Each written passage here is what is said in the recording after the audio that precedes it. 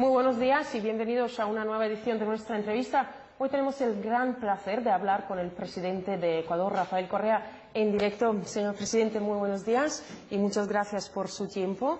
En primer lugar, usted estuvo en Rusia la última vez en el año 2009 y en aquel entonces se habló mucho de la cooperación económica y comercial entre los dos países. ¿Se han fortalecido los lazos entre ambos países desde aquel entonces? Muchísimo. En primer lugar, muchas gracias a usted, a Russia Today, por darme esta oportunidad. Un saludo al pueblo ruso que, como siempre, nos ha recibido con gran cariño, y un abrazo a Latinoamérica y al mundo entero. Sí, esa visita de octubre de 2009 fue muy fructífera. Los lazos de amistad, los lazos de cooperación en todos los niveles, comercial, inversiones, intercambio tecnológico, se han profundizado con la Federación Rusa. En esa época el presidente era el presidente Medvedev, primer ministro era el presidente actual Putin. Yo estaba en mi primer periodo de gobierno, ahora estoy en el segundo, fui reelecto por la gentileza del pueblo ecuatoriano en febrero de este año. El presidente Putin ha sido electo presidente de la República, así que consideramos que era pertinente una nueva visita oficial para seguir profundizando esos lazos de amistad. Si yo no me equivoco, en el año 2009 a lo mejor el punto clave de la cooperación era el banano, el plátano, ¿no?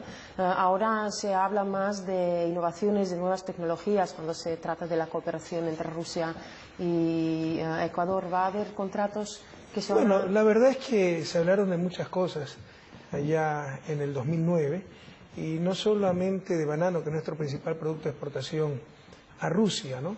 Ecuador es un país que en transición hacia el desarrollo, somos de las 3 economías que más crece en América Latina, hay extraordinarias oportunidades de inversión.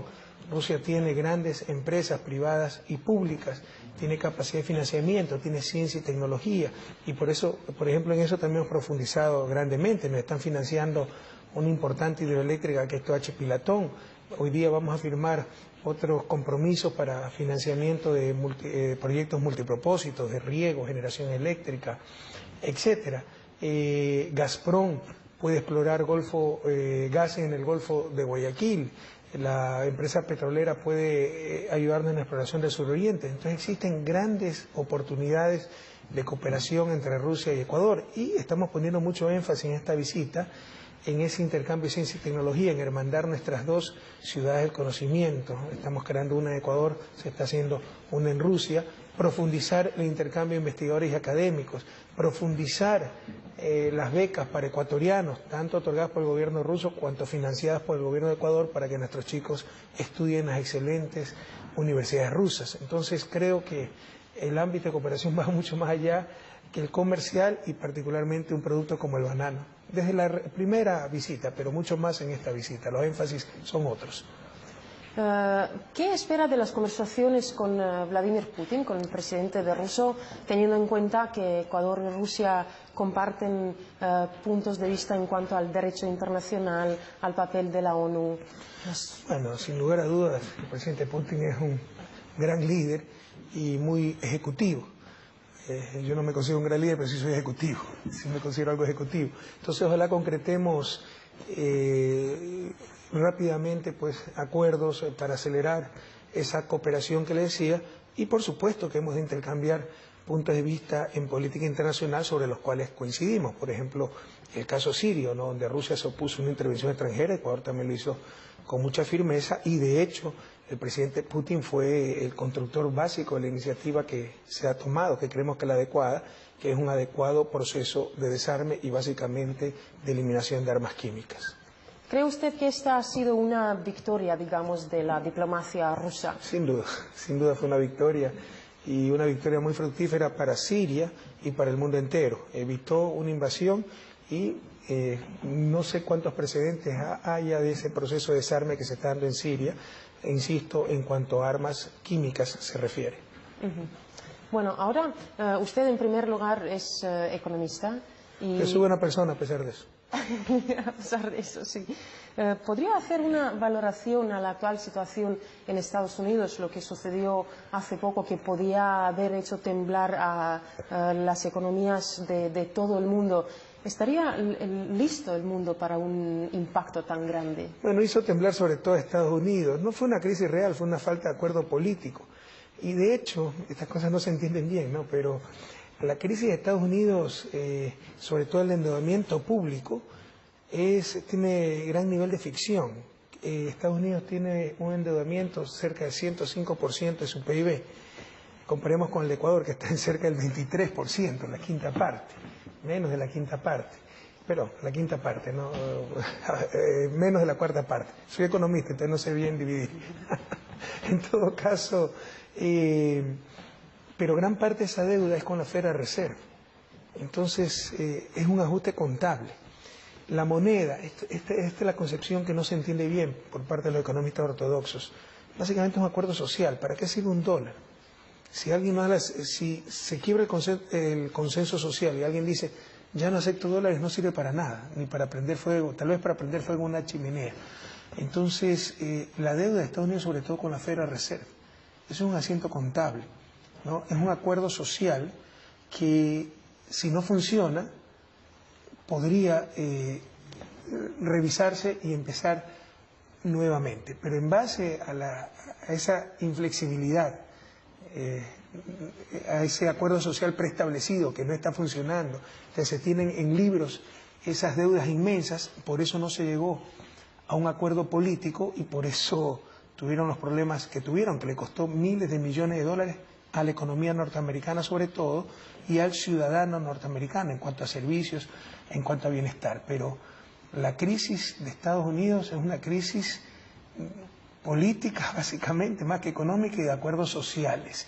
Una deuda bastante ficticia porque es con su propio Banco Central, en función de la cual construyen los consensos políticos, las políticas económicas, etcétera, sacrificando a su pueblo. Pero la capacidad tecnológica, la capacidad productiva, el talento humano de Estados Unidos, la base de la verdadera economía sigue intacto. La moneda es un acuerdo social.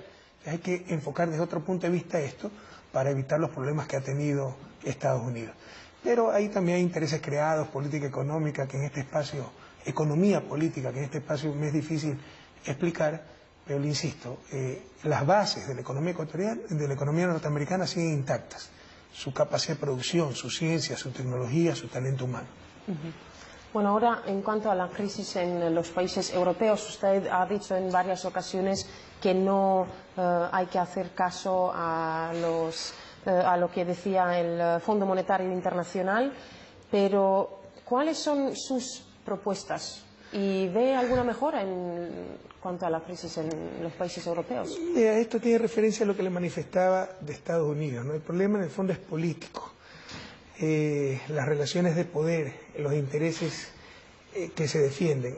América Latina es experta en crisis, no porque seamos iluminados, sino porque la hemos sufrido todas y normalmente la hemos enfrentado muy mal, precisamente porque nos convencieron de que era ciencia lo que era una simple ideología defendiendo ciertos intereses, básicamente los intereses del capital y dentro de esos intereses del capital financiero. Nuevamente, en Europa, las bases de la economía están intactas. La capacidad de producción, ciencia, tecnología, talento humano. ¿Qué es lo que falta? Esa coordinación social. ¿Cuál es el principal mecanismo de coordinación? La moneda. ¿Por qué el Banco Central Europeo insiste en una moneda fuerte? Porque protege los intereses del capital financiero. Más que rescatar a Grecia, a Chipre, lo que le interesa es que se pague a los bancos privados de Alemania y Francia. Siempre con lindas justificaciones, que la seriedad, que el sobreentendimiento, que la disciplina. En el fondo, y eso es lo que tienen que aprender los estudiantes de economía. Economía nació como ciencia política, era la economía política. Con el pasar del tiempo, para creernos científicos, apolíticos, ciencia positivista, los economistas, nos creamos hasta un Nobel para la economía, los propios economistas del Banco Central Sueco, se le ha querido convertir en una ciencia matemática. Eso no es verdad, ¿no? Y es un error además. La economía sigue siendo ciencia básicamente política. Tienen que ver desde la perspectiva política, las relaciones de poder, las medidas económicas que se están tomando. Fíjense el caso paradigmático de España. No es que no existen casas. ¿Cuál es el fin de la economía? Satisfacer necesidades humanas. No es que existen casas, pero por las terribles políticas económicas, con todo respeto para España y su gobierno, al cual estimamos mucho, van a llegar al peor de los mundos. Familias que necesitan casas sin casas y bancos que no necesitan casas repletos de casas. ¿Por qué esa falta de coordinación? Por defender los intereses del capital financiero. Entonces el problema está en quién maneja la economía, quién maneja esas sociedades.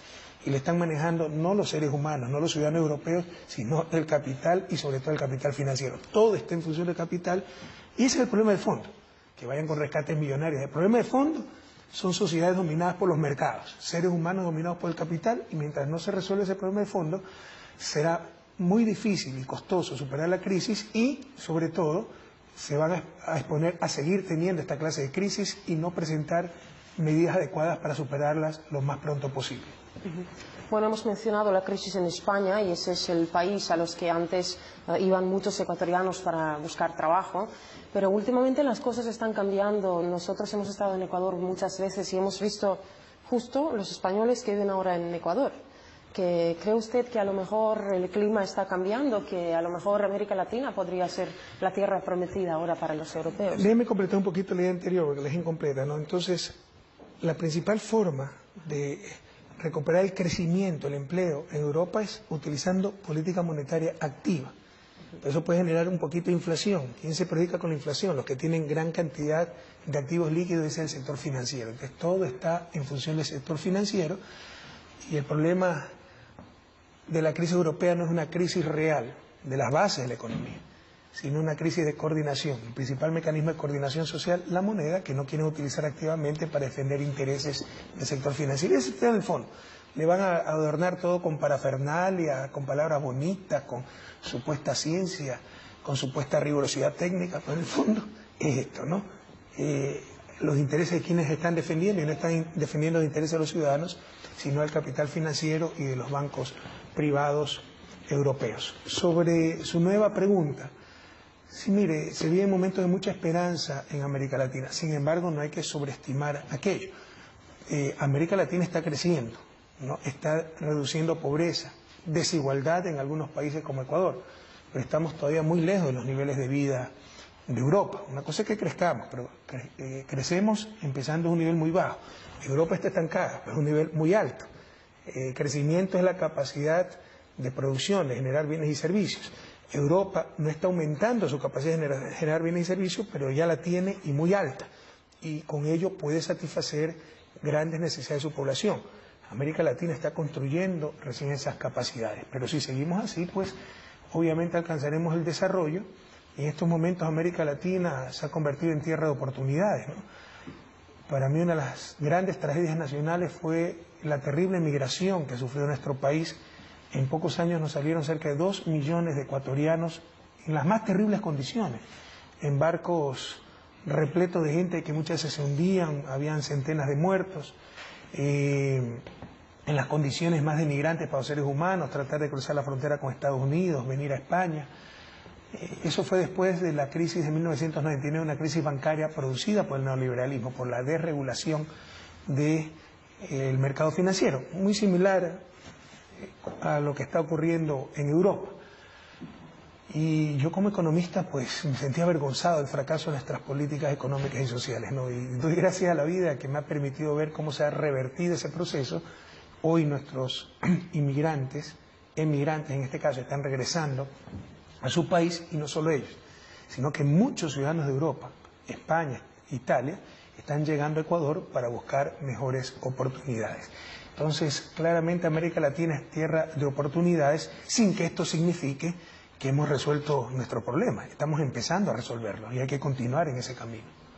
A lo mejor este es el punto clave de su presidencia, que ha devuelto, digamos, un cierto orgullo nacional a los ecuatorianos, que otra vez se sienten... Yo lo dije, yo concuerdo con usted. Nos falta mucho por hacer, hemos avanzado mucho, nos falta mucho por hacer, pero hemos logrado lo más importante, vencer la desesperanza.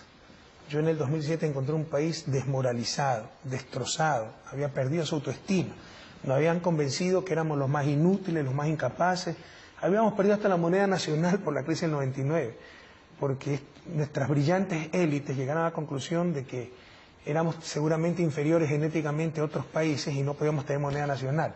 Además se le ocurrió que el problema era quién tenía el poder político, el poder económico, el poder mediático, etcétera, que el problema era político.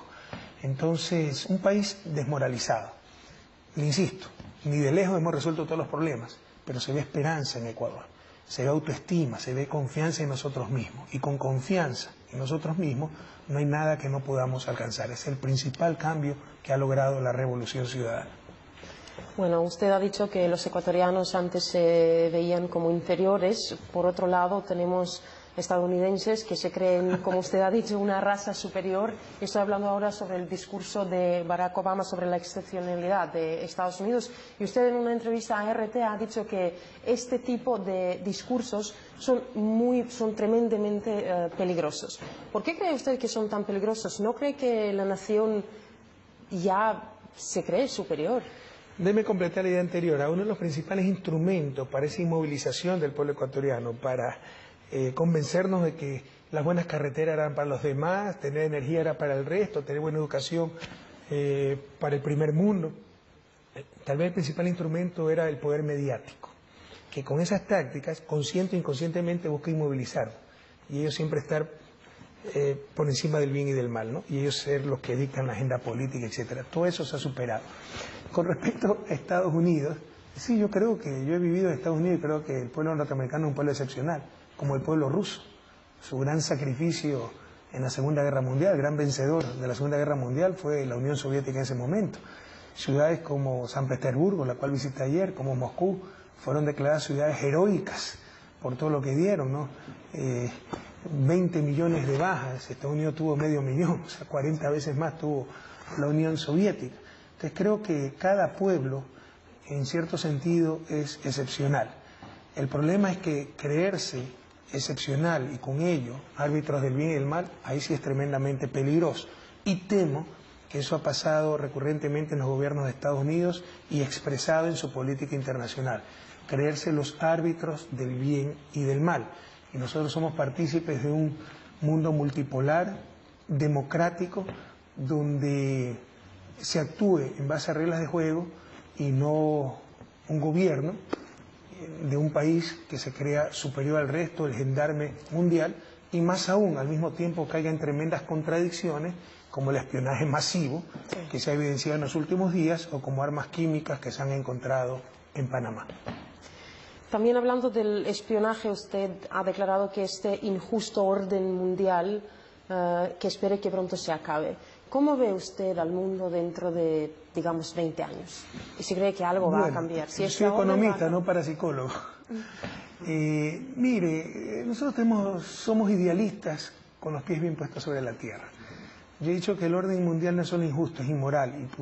Y de eso voy a hablar en la Universidad de Amistad de los Pueblos el día de mañana, de cómo todo está en función del capital, lo que llamo el imperio del capital. Cómo procesos alternativos como el ecuatoriano, que buscan la justicia social, romper dominaciones de siglos de poderes fácticos, se enfrentan no solo a esos poderes fácticos nacionales, sino a poderes fácticos internacionales, el poder mediático transnacional, el capital internacional, países hegemónicos que buscan el sometimiento, no buscan la liberación de nuestros pueblos. Pero sabemos también, y ese es uno de los graves errores de la izquierda, de cierta izquierda al interior de nuestros países, creer que de nuestros países vamos a cambiar ese orden mundial. Entonces que nosotros vamos a cambiar la División Internacional de Trabajo dejando de explotar nuestro petróleo. Lo que vamos a hacer es morirnos de hambre, no vamos a cambiar absolutamente nada a nivel internacional. Son graves errores, fruto de la ingenuidad, de la irresponsabilidad, de la insensatez, qué sé yo. Entonces, desde Ecuador no es que pensamos cambiar ese injusto orden mundial. Yo creo que lo cambiarán los ciudadanos del primer mundo, una vez que se den cuenta de cómo ellos también son víctimas de ese imperio del capital. No se han dado cuenta antes porque sí, los frutos del progreso daban para una buena parte para el capital, una buena parte para los seres humanos. Cuando viene la crisis, esos recursos se vuelven escasos y ahí vienen las tensiones políticas. Ahora se dan cuenta, los ciudadanos europeos, por ejemplo, cómo el peso de la crisis, el capital quiere salir indemne y todo el peso de la crisis que recaiga sobre los ciudadanos. Entonces, por ahí hay una esperanza de cambio de ese injusto orden mundial donde el que predomina es el capital sobre los seres humanos, incluso en los países hegemónicos, que son manejados por los grandes capitales. Desde Ecuador no aspiramos a cambiar eso, pero sí a proteger a nuestro pueblo de ese injusto orden mundial. Y para eso se requiere la integración latinoamericana, para unidos ser más fuertes y tener más presencia internacional. Y le insisto, si no cambiar ese injusto orden mundial, que es muy difícil todavía desde América Latina, no tenemos el peso para hacerlo, sí proteger a nuestros pueblos de todos los abusos de ese orden que no es solo injusto, es inmoral y donde todo está en función del capital. Ecuador participa activamente en los cuerpos que sirven para integrar más América Latina, como por ejemplo UNASUR, CELAC. Después del caso del avión de Evo Morales, creo que se han estrechado más los brazos entre los pueblos. ¿Qué mensaje se quería enviar? Pero ya que toca UNASUR, porque algunas veces uno habla a nivel de conceptos y con conocimiento previo que tal vez la audiencia no la tiene. ¿Cómo es que con la integración, por ejemplo, podemos proteger nuestro injusto orden mundial? Uno de los instrumentos, el imperio del capital, o sea, la izquierda siempre se acostumbró a luchar contra el imperialismo, pero creemos que el imperialismo en el siglo XXI son botas, cohetes, misiles. No, el imperialismo ahora son los dólares y todas las estructuras que tiene para someter a nuestros países.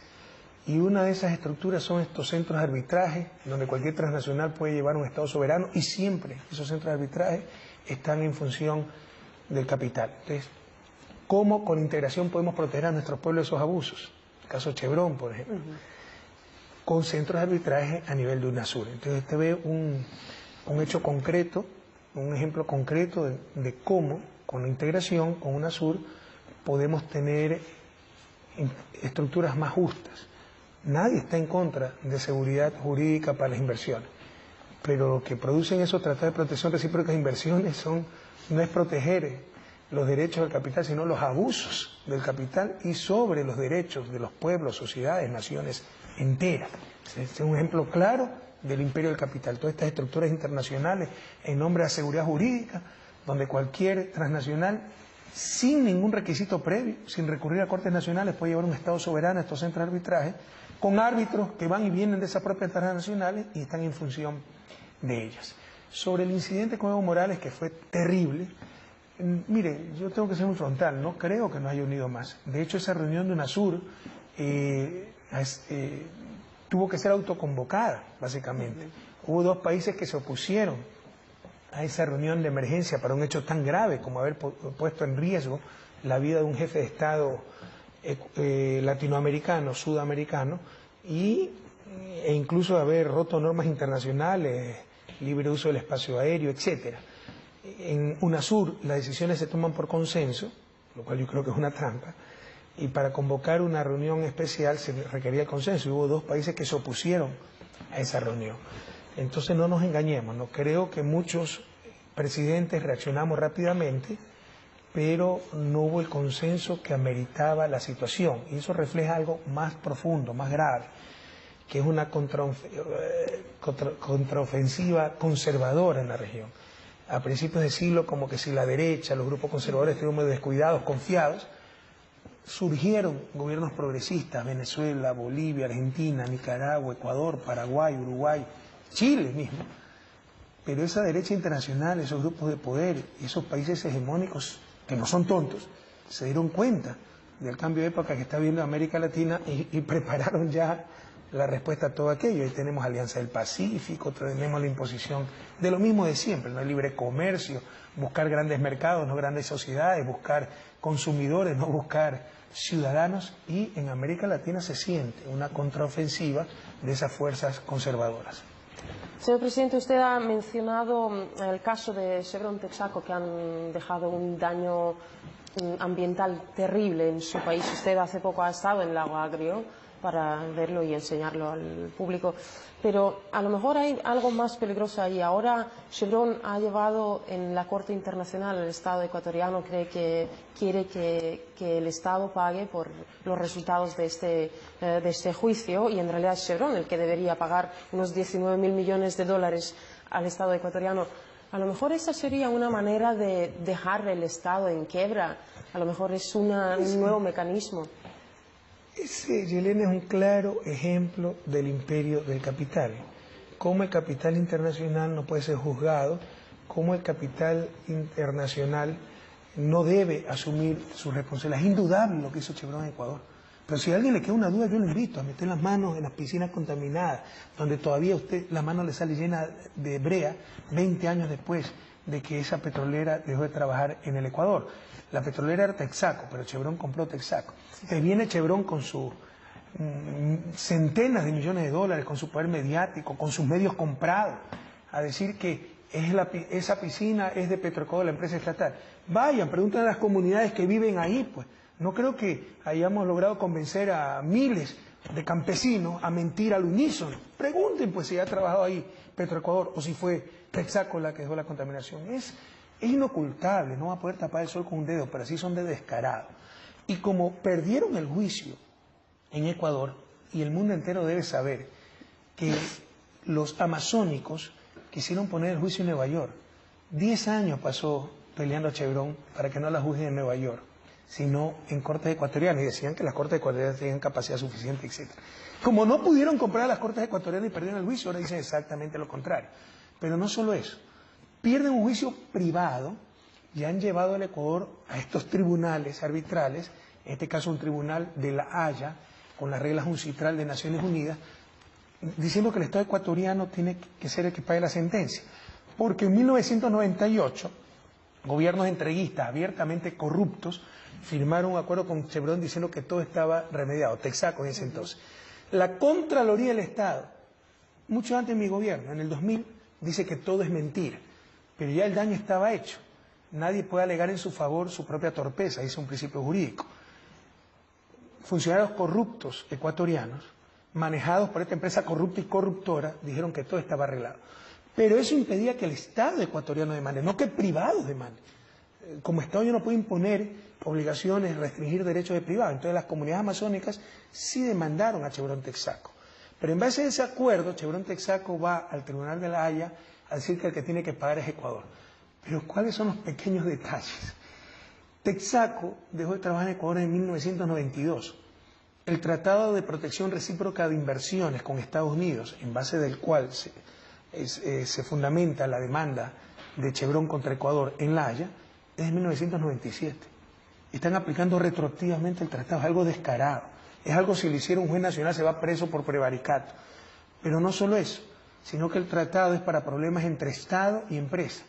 El juicio del Lago Agrio, como se llama, porque la capital de Sucumbíos se llama Lago Agrio, donde los amazónicos ganaron a la empresa Chevron Texaco, es un juicio entre privados, ni siquiera es materia del tratado. Pese a eso, se declara competente el tribunal, pero no solo aquello. Por si acaso, declarándose competente significa que los árbitros ganan 200.000, 300.000 dólares pagados por el propio Estado. Es decir, declararse incompetente para un juicio es el peor negocio para los árbitros. Hay conflictos de intereses, hay mucha deshonestidad, mucha corrupción en esos centros. Pero no solo eso. En una de sus primeras medidas, el tribunal ordena al gobierno que suspenda la sentencia. O sea, no se han enterado que en Ecuador hay un Estado de Derecho, independencia y funciones. Pero eso nos pidieron. Y siguen las jugarretas para tratar de dejar en la impunidad este caso, en la impunidad a Chevron Texaco, y hacer que pague el Estado ecuatoriano. Esto lo debe saber el mundo entero.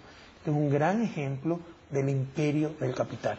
Como con su dinero, con su lobby, con sus tribunales, prácticamente ad hoc, ¿no? Estas transnacionales se creen por encima de la ley y quieren quedar en impunidad. Bueno, el equipo de RT también ha estado en el Lago Agrio, ha hecho una película que se llama Tierras Manchadas y los espectadores lo pueden ver en nuestra página web ahora, actualidad.rt.com, que explica el caso de Chevron. Chile, es que no se puede ocultar eso. Vayan ustedes a la selva, pero no con el gobierno, vayan con los amazónicos. ¿Dónde trabajó Chevron? Aquí. Texaco en ese entonces, metan la mano y sacan la contaminación. Es que aquí trabajó alguna vez Petroecuador, nunca. O sea, no hay vueltas que darle, no se puede ocultar.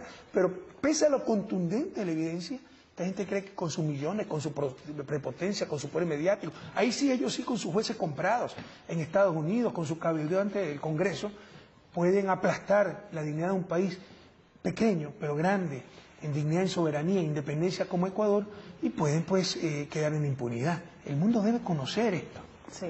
Señor presidente, de aquí es lógico que hablemos un poco de Yasuní también, que Ecuador ahora quiere explotar sus tierras.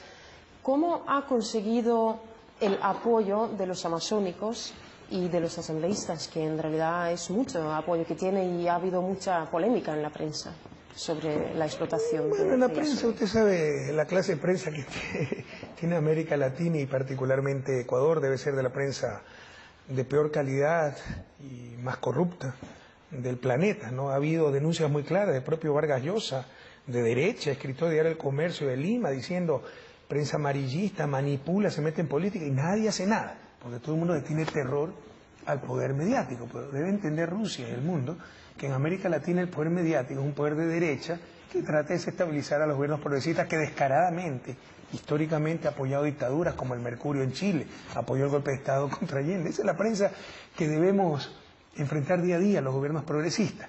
Y se nos ha hecho creer que defender eso es defender la libertad de expresión. Entendamos que estamos defendiendo negocios privados sin ninguna legitimidad que conspiran día a día contra los gobiernos progresistas. Y vamos a responder con la ley en la mano. Pero la sociedad tiene el derecho y el deber de controlar, regular esos medios que nos proveen no corbatas, pues no compass disc, nos proveen un derecho fundamental como es el derecho a la información. Con eso moldean la opinión pública y no pueden tener una manipulación tan descarada. Entonces eso con respecto al poder mediático en América Latina, que se va a oponer al gobierno nacional por el Yasuní, por si mañana queremos hacer, qué sé yo, el encuentro Juventudes, si queremos hacer evaluación de universidades, en todo se va a oponer porque es una prensa que ha reemplazado a los partidos políticos y es la que hace oposición al gobierno ecuatoriano, a la prensa capitalista. Y que con un negocio con fines de lucro proveen un derecho. La información es una contradicción, negocio con fines de lucro proveyendo un derecho. El Yasuní fue una decisión durísima, 6 años, fue una iniciativa de ruptura donde queríamos que se corresponsabilicen los contaminadores globales para mantener intacto, más que el parque, porque la intervención del parque Yasuní, el parque Yasuní es un parque nacional con muy alta biodiversidad de Ecuador, no extraer ese petróleo, que son más de 800 millones de barriles de crudo pesado que lanzarían cerca de 400 millones de toneladas de CO2 a la atmósfera. Entonces, para evitar esa contaminación decíamos, dejamos en la tierra esto, lo cual implica miles de millones de sacrificios para el pueblo ecuatoriano, pero corresponsabilícense con al menos la mitad. No se corresponsabilizaron prácticamente con nada. Yo no seguiré sacrificando al pueblo ecuatoriano en el altar de los contaminadores globales y como siempre dijimos, de no reunirse el dinero suficiente, explotaríamos ese petróleo con absoluta responsabilidad ambiental y social. Esa decisión la anunció al pueblo ecuatoriano. Tenemos el apoyo mayoritario del pueblo ecuatoriano, tenemos mayoría en la Asamblea, nuestro bloque respaldó totalmente al gobierno y vamos a empezar a extraer ese crudo. Pero por supuesto, la prensa ahora es ecologista, que nunca les interesó la selva, ahora son ecologistas, y de esta dura decisión, pero necesaria, se valieron ciertos grupos políticos derrotados en las urnas para politizarlo y ver si resucitan de la sepultura en que los puso el pueblo ecuatoriano en las últimas elecciones. Ya estamos acostumbrados a esto, sabemos que contamos con el apoyo del pueblo ecuatoriano, así que ha sido una decisión dura, pero tenemos que seguir adelante en esta decisión. Señor presidente, un tema que queda pendiente y lo hemos mencionado durante la entrevista es el espionaje de Estados Unidos. Varios países de América Latina han sido espionados, como por ejemplo Brasil, México últimamente, y también hace poco se dio a conocer que pasó lo mismo con Angela Merkel. Sin embargo, me parece que Estados Unidos no han sufrido las consecuencias tan graves y que incluso sus socios, como es Alemania, todavía siguen detrás de Estados Unidos. A lo mejor eso es lo que usted llamó como imperialismo de dólares. ¿Tiene algo que ver? Una forma del imperialismo, eso es claro. Y por si acaso, Estados Unidos está manejado por las grandes transnacionales, ¿no? Y hay unas aberraciones que yo no sé cómo el género humano permite, ¿no? Ese es el desafío de la humanidad del siglo XXI, supremacía de los seres humanos sobre el capital. La otra vez leía que el gerente que más ha ganado en Estados Unidos ganó más de 2.000 millones de dólares en un año. Eso significa cerca de 6 millones de dólares, porque eran 2.200, algo así, por día. Eso significa que en estos 20, 30 minutos de esta entrevista, ese tipo ganó $500 000. Es una locura. Entonces, esos países también están dominados por el gran capital. Y le insisto, mientras los frutos del progreso técnico beneficiaban a todos, así el capital se llevara la parte del león, todo el mundo estaba contento. Cuando vienen las crisis y los recursos son escasos, ahí que vienen las tensiones políticas y ojalá esto sirva para que se den cuenta los norteamericanos que ellos también están bajo el dominio de ese capital. En todo caso, sobre el espionaje, ¿no? Varias cosas, varias reflexiones. Primero, decían al inicio que el espionaje era necesario para combatir el terrorismo. Bueno, no sé si Angela Merkel será terrorista. Yo creo que ha quedado claro que ha utilizado ese espionaje para asuntos económicos también, ¿no? Para beneficio de sus transnacionales, etcétera, lo cual es gravísimo. Segundo, imagínense por un instante si ese espionaje lo hubiera hecho Venezuela, Bolivia, Cuba, Rusia, Ecuador, Argentina. Ya seríamos dictadores, criminales llevados a la Corte Internacional de La Haya. Aquí le aseguro que no va a pasar absolutamente nada, porque lamentablemente todavía la justicia internacional, como el caso Chevron, está por inaugurarse, y aún, como decía Gracímaco hace más de 2000 años, la justicia no es otra cosa que la conveniencia del más fuerte. Y Estados Unidos es el más fuerte. También ha pasado más de un año desde que Julian Assange se encuentra en la embajada ecuatoriana en Londres, luego Edward Snowden está en Rusia. ¿Usted cómo ve la salida de este problema, de esta situación, y qué significa para usted el apoyo que tiene de Rusia en esa disputa, digamos, que tiene con Gran Bretaña? Lo agradecemos profundamente y hemos recibido el apoyo de Rusia en muchos países y sobre todo de los pueblos del mundo, incluso del pueblo inglés. Pero toda la solución está en este momento en manos de Gran Bretaña, de Suecia y de Europa, porque Gran Bretaña mañana puede conceder el salvoconducto a Assange, como debió hacerlo, como es obligación hacerlo en América Latina, y se supone que nosotros somos retrasados, ¿no? Suecia puede enviar su fiscal a interrogar a Assange a la embajada, lo permiten perfectamente las leyes suecas, nadie ha querido impedir, interferir en la justicia sueca, pero no se entiende por qué no se toman esas medidas. Se lo puede incluso interrogar, por eso es que se lo requiere en Suecia a Assange, vía videoconferencia, no se lo quiere hacer. Entonces mañana se pudiera resolver este problema si es que hubiera voluntad de Gran Bretaña y Suecia. Así que toda la solución está en manos de ellos. Nosotros hemos hecho lo que tenemos que hacer, lo que teníamos que hacer, lo que creímos justo hacer. No tenemos que pedirle permiso absolutamente a nadie para tomar nuestras decisiones soberanas de acuerdo al derecho internacional, de acuerdo a los derechos humanos. El señor Assange tiene derecho a pedir asilo y un Estado soberano como Ecuador tiene el derecho, sin dar explicaciones, insisto, de otorgar ese asilo a quien bien tuviere. Así hemos actuado y ya toda la solución de este problema está en manos de Europa y básicamente Gran Bretaña y Suecia. Para terminar, hace poco Ecuador se calificó, el equipo ecuatoriano en fútbol se calificó para el Mundial, y usted hemos tenido la oportunidad de ver imágenes de usted, sí, a través de Enlace Ciudadano, la emoción que vivió durante el partido. ¿Qué pronósticos puede dar? El fútbol es una pasión nacional, ¿no? Y particularmente yo también soy bien personal futbolero. También. Sí, personal también. Siempre me ha gustado mucho el fútbol, ¿no? Y soy muy expresivo algunas veces. Pero bueno, creemos que tenemos un gran equipo. Además, la clasificación fue muy emotiva porque, primero, Ecuador mereció ganar muchos más partidos, pero el fútbol no es cuestión de merecimiento, sino de goles, ¿no? Tuvimos mala suerte, malos arbitrajes, etc. Y segundo, sufrimos la pérdida, la muerte prematura de nuestro goleador máximo, el Chucho Benítez, o sea, muy joven, ¿no? De un problema coronario. Entonces eso golpeó mucho a la selección, golpeó mucho al país, estamos muy dolidos. Y haber clasificado pese a todos estos percances, estas cosas inmanejables, ¿no? Como la partida tan prematura del Chucho, realmente fue una gran emoción, una gran alegría para el equipo y para todo el país. Yo creo que el equipo está para grandes cosas. Ojalá pasemos los octavos de final y nos vaya muy bien en Brasil 2014. Que les vaya muy bien. Gracias. Señor presidente, muchísimas gracias por su tiempo y por esa entrevista. Gracias a ustedes, gracias a toda Rusia por el cariño con que siempre nos reciben y visiten Latinoamérica, visiten Ecuador, un país maravilloso. Gracias. Ha sido el presidente de Ecuador, Rafael Correa. Muchísimas gracias por su atención. Hasta la próxima.